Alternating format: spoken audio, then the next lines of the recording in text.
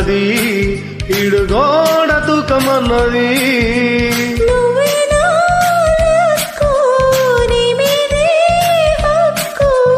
పారేస్తే look ఎక్కింది kick